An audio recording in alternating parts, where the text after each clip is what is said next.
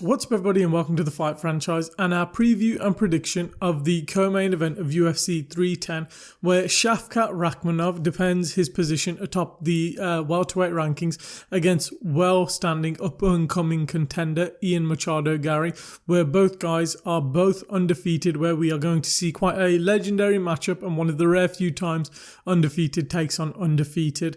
Shavkat Rakhmonov was supposed to main event this pay-per-view against Bilal Muhammad for the undisputed welterweight title, where Bilal had to pull out due to an injury. I think he injured his toe. So off the back of that, there was rumours of Shavkat fighting Usman for interim gold. Who was going to replace Bilal? Would Shavkat fight in the next pay-per-view or main event in Australia? Turns out they took Ian Garry from the last event of the year in Miami, I believe. He was supposed to face Joaquin Buckley and have moved him back a week, where he's now going to face Shavkat, where he's been replaced with Colby Covington. Very cool and interesting matchup atop the welterweight division, which is going to I think the welterweight division for so many years has kind of been stagnant, not in a sense that people haven't been coming up. They have been. I just think they haven't got that breakthrough opportunity to come through the division and earn their title shots. I think Shavkat earned it, but now he truly gets to earn it, and so does Ian Machado Garry if he does win. I think for so many years it was Masvidal, Colby, Edwards, Usman kind of hogging the top of the division where no one could really break through. Even Burns was kind of hogging the top of the division as well. But now that kind of era has finished. Those guys have aged a bit. The fresh blood, the young blood is coming through, and these exciting undefeated guys. You got JDM, you got Joaquin Buckley on a surge, Sean Brady's on the come up again. So great times for welterweight, as it has been a bit of a stagnant division for the past 18 months. It's kind of getting back on track now. So we're going to kind of preview the fight, what we think of it and how we think it's going to go. So let's first give you the tale of the tape. So Shavkat Rakhmonov, 18 wins, no losses, zero draws. And Ian Machado Garry, 15 wins, 0 losses. 6'1", Shavkat Rakhmonov's builder, 6'3", Ian Machado Garry. But the reach is in favour of Shavkat Rakhmonov, who has a 77-inch reach advantage, while Ian Machado Garry has a 74.5-inch reach advantage. And then when it comes to leg reach, 42-inch for Shavkat, 42-inch for Ian Garry. So very equal in that sense. But the big X factor going into this fight is 18 wins for Shavkat, 18 finishes. He's never been to a decision. So is that an omen for Ian Garry going forward? We will see. So going to kind of break down the fight and how I see it playing out and what do I think is going to take place throughout the fight. So I think both guys will hold up for cardio because they were both training for fights. So I don't think there'll be a problem, even though Ian Garry's coming back a week. If anything, it'll probably benefit him a little, especially I think Shavkat stylistically is just slightly a better matchup maybe than Joaquin Buckley is at the minute, because Joaquin Buckley's on a bit of a hot streak and he's been very active in the octagon. You've got to think Shavkat hasn't fought since, I believe, Wonderboy last year, so he's took a bit of time out of the octagon, so he may be a bit slower, whereas Joaquin Buckley is game bred, game ready. He's fighting actively. So let's kind of look into the fight and where I see the kind of benefits for both guys going into the fight. So we'll start off with Shavkat. So Shavkat, like I said, the X factor's there. He finishes guys, whether striking on the feet and KOing them. He doesn't really have that flush one-shot KO power. It's more so an accumulation of damage that Shavkat lands. I think if he's going to land that brutal one-shot kill, it'll normally be off a kick, I believe. I don't think he'll land it off a punch unless the other person doesn't see it coming and it just slumps them. But the likelihood is Shavkat will kind of he'll knock you out with volume, and it's similar with Ian Garry. He'll do the same. He's a volume striker. The odds on them both landing one-shot flush KO knockouts, I'd say it's 10 to 15%. I don't think it's highly likely compared to that volume striking KO that they can both land those TKOs. But let's kind of look into the kind of benefits for Shavkat. One of the things, if you watch his career, Ian Garry kind of gets badly clipped on a few bases against his first fight in the UFC. Who did he fought? Jordan, I think it was Jordan Williams, I believe. He got clipped by early in his very first fight in the UFC, and Williams just rocks him, and I'm pretty sure, just lands a 1-2 down the middle. Ian Garry gets rocked, and he's rushing back up against the fence and gets rocked. And then also against Song, Ian Garry got brutally countered with a left hook and went crashing to the canvas, and showed great resiliency not to get finished, and showed a great chin in a sense, where he came back into the fight and won the fight later on, but he did get rocked. So he's susceptible to getting clipped, which is a benefit for Shavkat. He can KO him, and there's a lot of holes. Even though Ian Garry is a very good striker, there's holes in his defense and how he kind of defends. Ian Garry and Shavkat does the same. The one thing I've noticed watching their fights, when neither of them really move laterally, they kind of just back up in a straight line.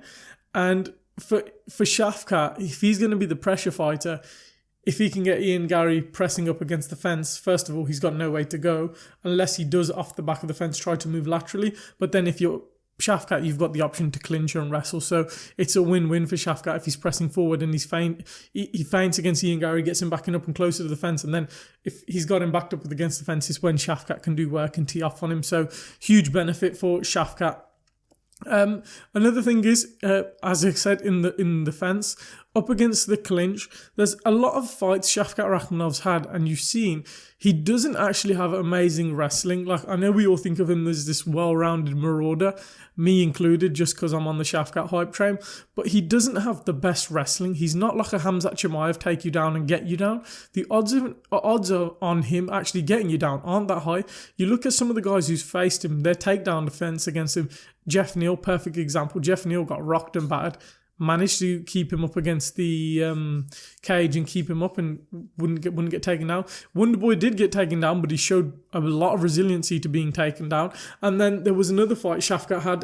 It was Cowboy Oliveira in his first fight in the UFC. He was struggling to take him down, and when he took him down, Cowboy kind of swept and got back up. So he does struggle to take people down, but in that clinch against Oliveira was kind of had Shavkat up against the fence and up against the cage, and he was just like resting his head in like Shavkat's side, and Shavkat's like, yeah, okay, I've got a 77-inch arm reach, I've got long limbs, that's easy, and he just cinches up the guillotine, and next thing you know, gets it to the ground, and he's got that submission. So yes, he's not the strongest in the clinch. He's not got, bulldog kind of wrestling where he's just going to out-strengthen you. It's more technique in his takedowns, trips and throws, rather than just bully you to the ground. But in the clinch, he is very dangerous with his submission games. He's shown that against Oliveira with that guillotine, where Oliveira was just resting and Shavkat cinches it up, and that's it. It's game over. Another thing about Shavkat, the one thing I really like about him with his striking, his kicks, he doesn't telegraph them. He's brilliant at just throwing. Some guys, they set it up and you'll see it. Or there's a kick about to come. But for Shavkat, he just goes upstairs with a high kick out of nowhere, or back-to-back high kicks, or a spinning wheel kick to the body, which is great for Shavkat because Ian Garry's going to struggle with that, because it's going to be if he's going to KO him or going to send him, crashing to the canvas for Shavkat. I feel like it is going to be one of those huge kicks to the body or kicks to the head, which is going to send, Ian Garry crumbling to the canvas. The likelihoods of it being a strike, I think both of these guys will fight at range because they're both really tall, but in reality, they're both susceptible to getting clipped in the clinch or in that small to mid range rather than that mid to long range. The likelihood is less in that mid to long range. It's that small to mid range where both of these guys, Shavkat against Jeff Neal and then Ian Garry against Song, where they both got clipped and they both got rocked, you know what I mean, in that sense. So from that sense, Shavkat's ability to just kick with no telegraphing is brilliant. Another thing I would do if I was Shavkat, like I said earlier, he doesn't have the best takedowns. He's got good trips and good control, but he doesn't really get them down. So if you're not going to get the takedown, off the back of that, feint the takedown and go for a kick, go for a knee up the middle, or use the wrestling as a disguise to set up an elbow or set up striking, which is going to be a clever game plan for Shavkat to kind of Shavkat's got that more varied arsenal. I know Ian Garry wrestled against MVP, but that's it. MVP and Shavkat is a whole different strength in the grappling and wrestling department. So, use your arsenal to confuse Ian Garry and get him thinking one thing and then do another. So that's a huge key for Shavkat. And another thing, Ian Garry, I'm pretty certain, has a weirdly long neck and a weirdly thin neck, which is brilliant for chokes. And if you look at Shavkat's record, majority of his submissions, I'm pretty certain, are chokes, whether they be guillotines or rear naked chokes. So he never really isolates a limb and gets a submission that way. So it wouldn't surprise me if he can manage to pull off a guillotine, rear naked choke, or even a Darce choke. So because Ian Garry's got that kind of slim, long neck, which is a great target to grab a choke on. So those are the kind of keys I see for Shavkat Rakhmonov. As for Ian Garry, he's got great strengths. When you look at some of the finishes he's got in the octagon against Jordan Williams in his debut, that great pull counter. But the thing about that is Jordan Williams, I'm pretty certain, was much shorter and had less of a reach. So he was reaching in, which is where you can get that pull counter. Shavkat fights very straight up and very rigid. So when he's striking, it's hard to get that pull counter because you're not going to get him coming in. It's going to be hard to, because you're both going to like fighting at range. Another thing I said earlier, Ian Garry backs up in a straight line, but so does Shavkat. None of them really move laterally when you watch them. So in that sense, teeps and kicks to the body and kicks to the thigh and kicks to the knee, the straight kicks to Shavkat will be key for Ian Garry, as if he can get him backing up against the fence, that's when he can tee off against Shavkat. I think in that open space is where he's going to kind of struggle darting in and out. But if he is darting in and out, feints are going to be key. There was against Song where, Ian Garry did rip to the body. He didn't have his glove here to cover, and protect himself, and that's where he got countered. Shavkat, I'll be honest, when you watch his striking defense, it's not the best. His head movement is great for striking defense, but he doesn't really use his hands. His hands are normally down here when he's defending strikes, but his head movement is what's his striking defense, not his hands. So there is a spot for Ian Garry to kind of exploit.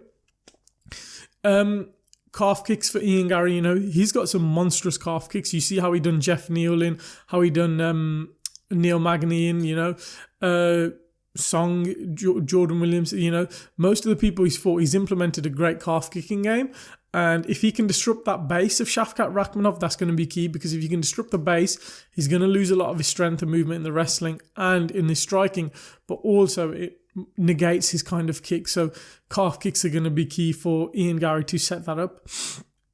The one thing I will say, I can either see this fight being an absolute war, or it can be very tentative, because both guys' undefeated streaks are on the line, and which is a huge thing for both guys. This is the golden ticket for Ian Garry, to get this shot. And for Shavkat, he was going to get the title shot anyway, but for Ian Garry, this is a title opportunity in the making, and which is something that he may never get to ever again. So this is a golden ticket for him. So when it comes to the kind of fight, it wouldn't surprise me. I know we're expecting a barn burner. We saw Shavkat versus Jeff Neal. Ian Garry's had some great fights, but it wouldn't surprise me if this is the most very technical bout on the feet and in the clinch and in the grappling and the wrestling. So how do I think this fight is going to go? I'm 100% backing Shavkat, because I've said since I've seen him in the UFC, this guy I'm predicting is to be the next John Jones. Just off his frame, his skill set, how he fights, everything about him. He just reminds me of a young John Jones in that sense. And the fact 18 finishes, I'm thinking he's going to take that to 19 finishes. I'm going to predict it. Ian Garry's going to be able to scrap. He's going to be able to fight, and he's going to be able to last in there. And I think on the feet, it will be very competitive. I think Ian Garry will have an advantage with the hands at some points. I just think there's going to be times where I think the power advantage is probably going to hit from Shavkat. I just think he's just going to have the heavier hands in the boxing. He's going to rock Garry on a few occasions, get Garry up against the fence, and then similar to how, Charles Oliveira, when he gets people against the fence, he gets the back, kind of just puts his weight on them, and then they sink down. I think Shavkat will be able to do that against Ian Garry. Once he gets him down, he'll kind of be kneeled up against the cage side, and then Shavkat will just manage to find a rear naked choke. He'll let him expose his chin, and he'll find the rear naked choke in the 4th round. I think it will go quite into the distance. If it doesn't, I think Shavkat will get the finish earlier. But I feel like Ian Garry will survive long enough. He'll have, the cardio, the whereabouts, the kind of drive to win, because he is a very competitive individual. But I just think Shavkat will be too much, and he'll find the submission in the 4th round. What do you guys think is going to happen in this co-main event? It's a legendary fight, undefeated versus undefeated. How do you think this fight's going to go? Do you think Ian Garry can pull off the upset of the ages? Or will Shavkat Rakhmonov continue his unbeaten streak and continue his finishing streak in the UFC and earn his rightful title shot against Belal? Leave your thoughts in the comments down below. Leave a like if you've enjoyed the video. Subscribe for more MMA and fight content coming soon. We hope you enjoyed the video, and we'll catch you in the next one.